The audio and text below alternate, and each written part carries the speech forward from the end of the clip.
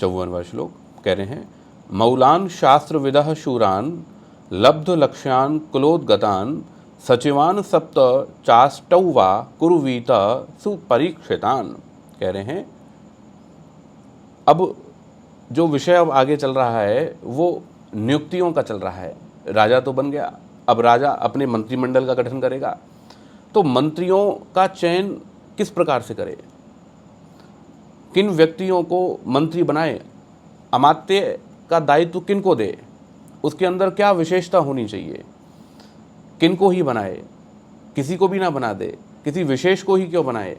तो उस विषय को लेकर के यहाँ पर कह रहे हैं कि राजा किन को मंत्री का दायित्व दे, तो कह रहे हैं मौलान, जो स्वदेश में उत्पन्न हुए हों, जो उसी देश में उत्पन्न हुए हों।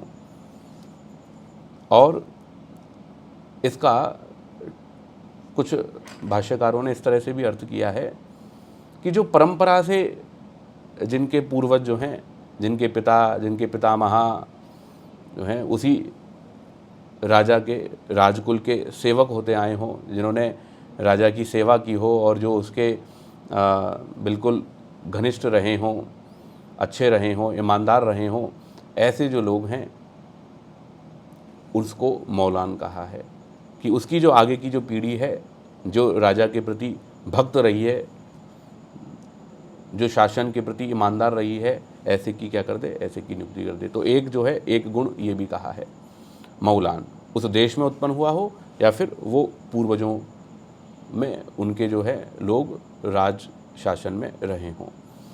शास्त्र विदः, शास्त्र को जानने वाला हो, वो व्यक्ति कैसा होना चाहिए, मूर्ख नहीं होना चाहिए, विद्वान होना चाहिए। और शूरान, शूरवीर होना चाहिए, ऐसा नहीं होना चाहिए कि डर जाए, शूरवीर होना चाहिए, वीर होना चाहिए। और लब्ध लक्ष्यान, यहाँ महर्षि ने बहुत विशेष इसकी व्याख्या की है, जिनके लक्ष्य और विचार निष्फल ना हो,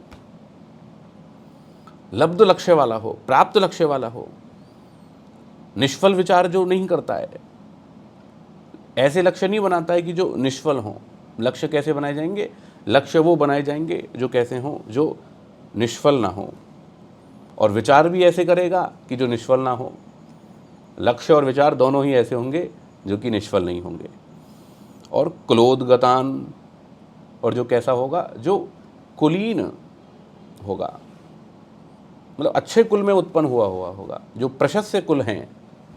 जैसे कहते हैं ना, अरे ये तो क्या है, ये तो यादवों के कुल से है, ये तो कैसा है, ये तो रघु के कुल से है। तो प्रशस्त कुल हो गए ना, तो जो प्रशस्त कुल से है, अच्छे कुल से है, उत्तम कुलों से है, मतलब उत्तम कुल का मतलब क्या हो गया कि मतलब जिनके परिवार में, जिनके पूर्वजों में बहुत उत्तम उत्तम परंपराएं चली हैं, इसलिए वो प्रशस्त कुल है। जातिवाद की बात नहीं है इसमें, जातिवाद का विषय नहीं है। विषय क्या है कि जिसके कुल में ऐसी परंपरा है, प्रारंभ से ही, दशकों से, सदियों से जिसके कुल में ऐसे लोग रहे हैं, ऐसी परंपराएं रही हैं, ऐसे विशिष्ट लोग रहे हैं कि जो है, जो विशेष नियमों का पालन करते रहे हैं, तो जिनके कुल में ऐसे रहे हैं, पूर्वज ऐसे रहे हैं, तो जो संतान होगी तो वो डीएनए कहाँ जाएगा, वो रक्त तो आएगा ना, वो संस्कार तो आएंगे उनके पूर्वजों के। तो कह रहे हैं जो अच्छे कुल का हो, और परीक्षितान, और जिसकी अच्छी प्रकार से परीक्षा की हुई हो। और परीक्षा को लेकर के कौटिल्य अर्थशास्त्र में बहुत विस्तार से वर्णन किया है कि किस प्रकार से परीक्षा की जाए। तो कह रहे हैं अच्छे प्रकार परीक्षा किया हुआ सप्त व अष्टौ, 7 या 8, या तो 7 बना ले या 8 बना ले। 7 मंत्री हो गए तो 8वां राजा, 8 मंत्री हो गए, 8 अमात्य हो गए तो 9वां राजा। ठीक है जी। तो कह रहे हैं सप्त व अष्टौ सचिवान प्रकुर्वीत, सचिवों को नियुक्त करे, मंत्रियों को नियुक्त करे, अमात्य की नियुक्ति। तो अब देखिए महर्षि दयानंद जी इसका अर्थ क्या कर रहे हैं, जो अपने राज्य में उत्पन्न शास्त्रों के जानने हारे शूरवीर, जिनका विचार निष्फल न होवे, कुलीन, धर्मात्मा, स्वराज्य भक्त हों, राज्य भक्त हो, शासन की भक्ति जिनके अंदर हो, राष्ट्र प्रेम उनके अंदर हो, उन 7 व 8 पुरुषों को अच्छी प्रकार परीक्षा करके मंत्री करे और इन्हीं की सभा में 8वां व 9वां राजा हो। ये सब मिलके कर्तव्य अकर्तव्य कामों का विचार किया करें। ये सब लोग मिलकर के क्या करना है और क्या नहीं करना, ये मिलकर के विचार किया करें। तो इसमें जो परीक्षा की जो बात आई है, तो परीक्षा तो अनेक तरह से उसकी परीक्षा की जाएगी, क्योंकि बहुत बड़ा पद है, पूरे देश को संभालना है, पूरे प्रजा को देखना है। एक गलती बहुत बड़े दोष को उत्पन्न करने वाली हो सकती है, इसलिए इस कर्म में लापरवाही नहीं हो सकती है। तो किस किस प्रकार की परीक्षा की जाएगी? तो जो ऐसे जो प्रामाणिक व्यक्ति हैं, जो सत्यवादी हैं, आप्त पुरुष हैं, ऐसे उन लोगों के द्वारा परीक्षा की जाएगी। और किस किस चीज़ की परीक्षा की जाएगी कि इनका निवास क्या है, किन किन के साथ में उठते बैठते हैं, इनकी योग्यता क्या है, इनका सामर्थ्य क्या है, बोलने में कैसे हैं, व्यवहार में कैसे हैं, धन के विषय में इनकी कैसी स्थिति है, लोभ है या नहीं है, स्त्री पुरुषों के व्यवहारों से संबंधित इनकी कैसी स्थिति है, आर्थिक स्थिति इनकी कैसी है, इनका प्रभाव कैसा है, इनके जीवन के अंदर उत्साह कैसा है, इनकी सहन शक्ति कैसी है, इनकी बुद्धि कैसी है, स्मृति कैसी है, चतुरता कैसी है, इनका स्वास्थ्य कैसा है, बल कैसा है, मधुरभाषी है या नहीं है, इनके हृदय की पवित्रता कैसी है। तो इन सब बातों की परीक्षा होगी और इन सब बातों की परीक्षा होने के बाद में फिर उसको वो दायित्व दिया जाएगा। कितनी बड़ी बात है, कितनी सारी परीक्षाएं करने के बाद में फिर उनको वो दायित्व दिया जाएगा। और जब परीक्षा की जाएगी फिर उससे निर्णय हो जाएगा कि इस व्यक्ति की योग्यता, अमुक व्यक्ति की योग्यता इस विषय में अधिक है, तो इसको ये कार्यभार सौंप दिया जाए। और जो धर्म के क्षेत्र में, धर्म परीक्षा में जो पवित्र हों, उनको न्यायालय में अधिकारी बना दिया जाए। और जो पैसे के संबंध में जो पवित्र हो, उसको कोषाध्यक्ष बना दिया जाए। और जो पैसे की गड़बड़ी करता रहे और उसी को कोष पे बैठा दो, तो फिर क्या होगा? और जो स्त्री पुरुषों के व्यवहार में जो पवित्र है, उसको अंतःपुर में और निवास स्थान में उसको नियुक्त करे।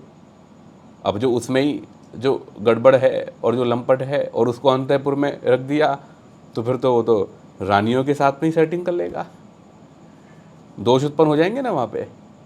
तो ये सब सारा देख करके, और भय परीक्षा में पवित्र को जो भय से युक्त ना हो और उसमें जो ठीक आचरण कर सके, उसको अंगरक्षक के रूप में नियुक्त करना चाहिए। तो जो इसकी बहुत विशेष परीक्षा है और बहुत विशेष परीक्षा करके और फिर उनको उन दायित्वों से युक्त करना योग्य है।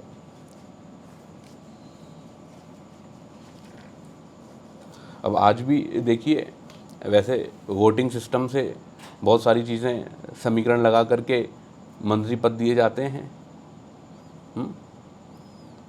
ठीक है भाई, अब इस समुदाय को प्रसन्न रखना है तो इस समुदाय में जो सबसे योग्य कौन है उसको रख दिया, लेकिन फिर भी योग्यताओं को तो फिर भी देखा ही जाता है। और जिस सरकार में विशेष योग्य व्यक्ति जो हैं वो पदों पर होते हैं, जिनको मंत्रालय दिए जाते हैं, तो वहाँ पर क्या है, वहाँ पर उस राज्य में विशेष प्रकार की उन्नति होती है। अब आगे कह रहे हैं 55वें श्लोक में, अपि यत् सुकरम कर्म तदपि एकेन दुष्करम विशेषतो असहायेन किन्नु राज्यम महोदयम। अब कोई ये कहे कि भाई इतने सारे लोगों की क्या आवश्यकता है, राजा खुद ही कर ले। राजा भी सोच सकता है भाई इतने सारे लोगों की क्या आवश्यकता है, मैं खुद ही कर लूँ, एक अकेला मैं पर्याप्त हूँ। तो कह रहे हैं महर्षि मनु, अपि यत् सुकरम कर्म एकेन दुष्करम। बोले जो कोई सामान्य कर्म होते हैं जो आसानी से हो जाते हैं, वो कार्य भी एक व्यक्ति से होना दुष्कर हो जाता है। छोटी सी कोई दुकान करनी हो, छोटा सा कोई काम करना हो, तो वो भी जो है वो भी एक व्यक्ति से होना कठिन हो जाता है। उसमें भी 3-4 नौकर लगाने पड़ते हैं, कई सारे कर्मचारी रखने पड़ते हैं, तब जाकर के वो काम हो पाता है। घर के काम करने, ये करना वो करना है, तो छोटे छोटे कामों के लिए भी जो है उसमें हमें कई लोगों के सहयोग की आवश्यकता पड़ती है। बड़ी आसानी से जो काम हो सकते हो वो भी यदि एक व्यक्ति करे तो वो भी काम कैसे हो जाएंगे, वो भी काम कठिन हो जाएंगे। लेकिन बहुत बड़ा काम हो और कई लोग हों उसको देखने वाले, तो फिर क्या हो जाते हैं, वो बहुत बड़े बड़े काम भी कैसे हो जाते हैं, सरल हो जाते हैं। तो कह रहे हैं यहाँ पर विशेषतः महोदयम राज्यम असहायेन किन्नु, कह रहे हैं विशेषतः महोदयम, जो महान राज्य है, जो महान फल को देने वाला जो राज्य है। भाई ये जो राजनीति है, ये राजनीति भी क्या है, राजनीति भी बहुत पुण्य को देने वाली है, बहुत धर्म को देने वाली है। तो ऐसी जो राजनीति है जो विशेष पुण्य को देने वाली है, विशेष इसका विस्तीर्ण राज्य है, विस्तीर्ण इसका कार्य है, तो कह रहे हैं विशेष कर अति विस्तृत और महान फल देने वाला विस्तृत राज्य, महोदयम राज्यम, महान राज्य जो है, बड़ा राज्य, विस्तृत राज्य जो है, और बड़े फल को देने वाला जो राज्य है, बोले असहाय ना, भाई जिसके सहायक ही ना हो, संभालने वाले लोग ही ना हो, तो वो कैसे उसका संचालन किया जाएगा। घर परिवार के अंदर, किसी एक परिवार के अंदर मान लीजिए 25 लोग रहते हों, और रहते हो 25 लोग, और उस एक व्यक्ति का सहयोगी कोई हो नहीं, एक ही व्यक्ति और सहयोगी कोई उसका हो नहीं, तो कैसे चलाएगा।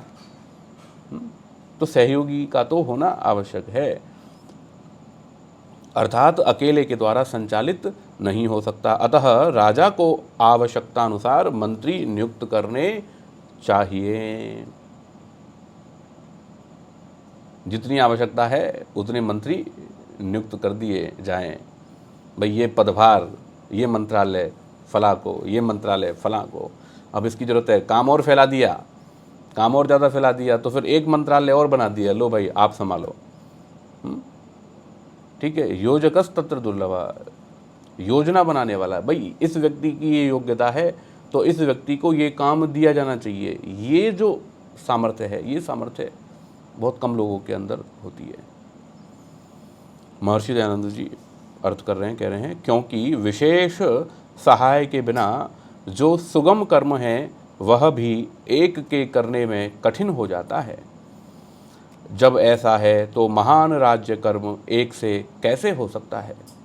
इसलिए एक को राजा और एक की बुद्धि पर राज्य के कार्य को निर्भर रखना बहुत ही बुरा काम है। तो एक ही रहे, बस बोले होल सोल बस यही व्यक्ति है, तो ऐसे में क्या हो जाएगा, ऐसे में सारा काम ठप हो जाएगा। एक की बुद्धि चले बस, तो काम क्या हो जाएगा, काम फिर वहाँ पर सफल नहीं हो पाएंगे।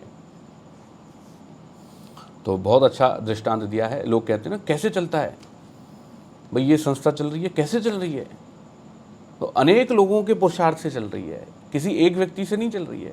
अनेक लोग हैं जो अपना अपना योगदान दे रहे हैं, अपने अपने विभागों को संभाले हुए हैं और वो कार्य कर रहे हैं, तब जाकर के कोई संस्था चल रही है, तब जाकर के कोई जिला चल रहा है, कोई राज्य चल रहा है और कोई देश चल रहा है। तो अनेक लोग वहाँ पर मिलकर के उस कार्य को संभाल रहे हैं, तब जाकर के बड़ी बड़ी जो व्यवस्थाएं हैं वो चल पाती हैं। नहीं तो बहुत सरल जो व्यवस्था है वो भी एक व्यक्ति अगर उसको करने चले तो उसके लिए भी क्या हो जाती है, उसके लिए भी वो कठिन हो जाती है।